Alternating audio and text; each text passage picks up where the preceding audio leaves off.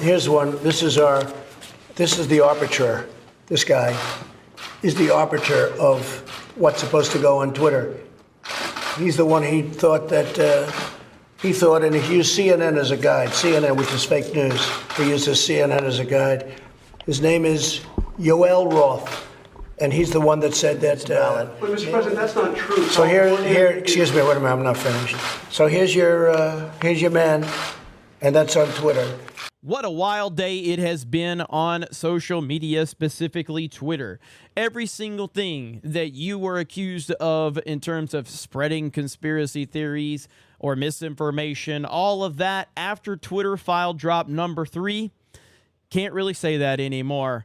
And as you see right there, it says at Twitter files, executives were looking for any excuse to ban Donald Trump. They were actively changing the policy right before our very eyes. They were changing the policy and applying new rules to this man.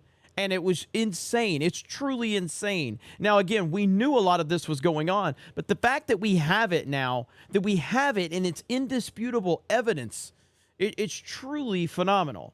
So it says Elon Musk Twitter released another batch of internal discussions on Friday night, which revealed that executives at the social media company had established the framework for banning Donald Trump's account before the events of January 6th and used the Capitol riots as their excuse to finally blacklist the president.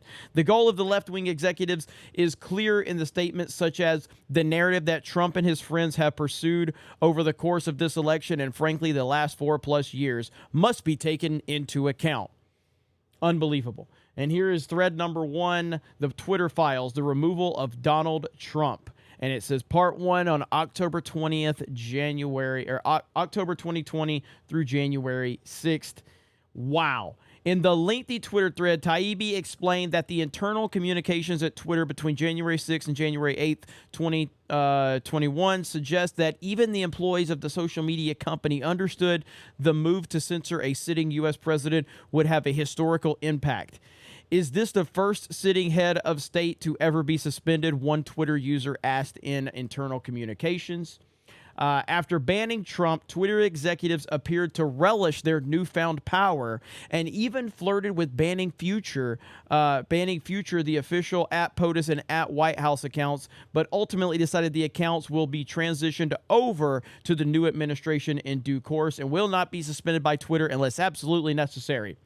Right here, you see some of these discussions that were going on, all of the receipts right here through the Slack messaging. With regards to their reasons for banning Trump's account, one Twitter executive said in an internal chat, the narrative that Trump and his friends have pursued over the course of this election and frankly the last 4 years must be taken into account. Must be taken into account.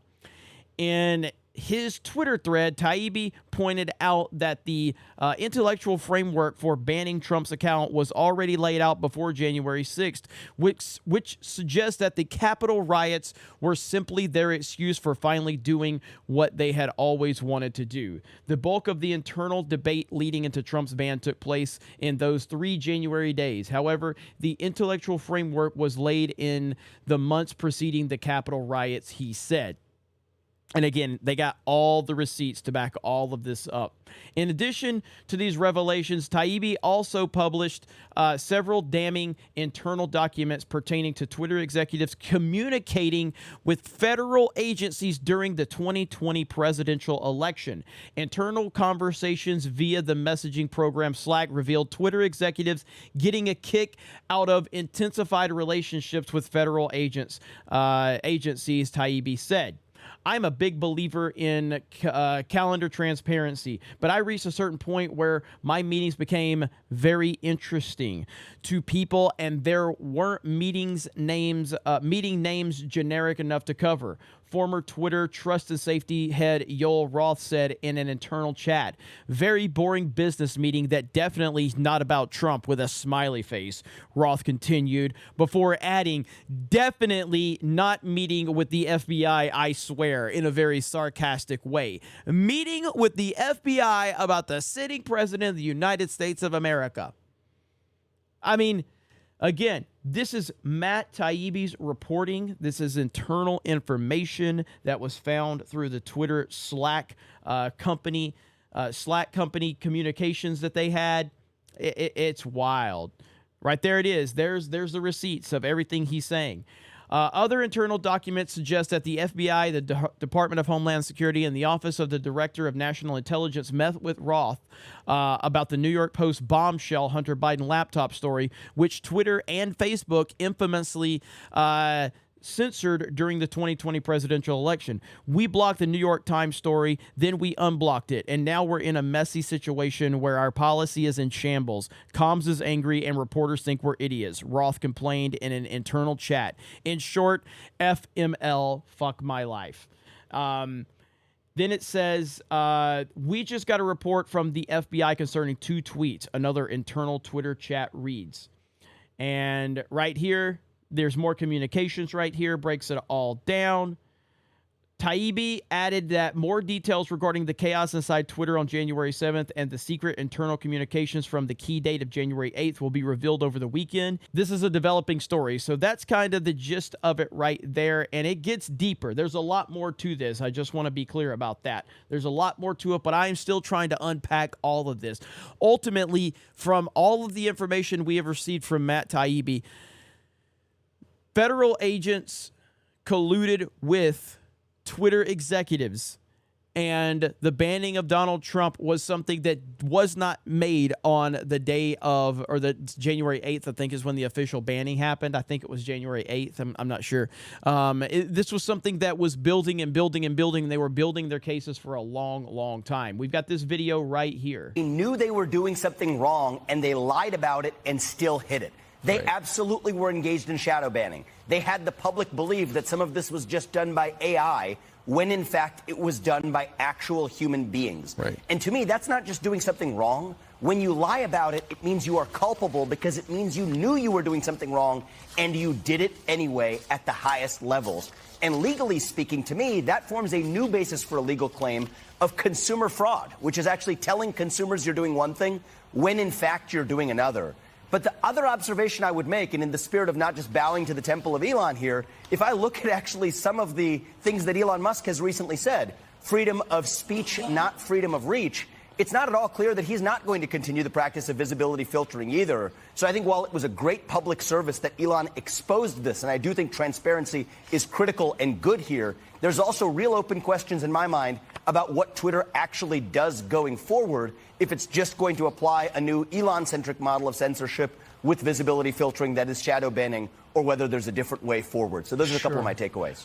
And I think that's a fair point for sure. You know, I think Elon's doing a great job, but there's a lot of flaws in what he's doing as well.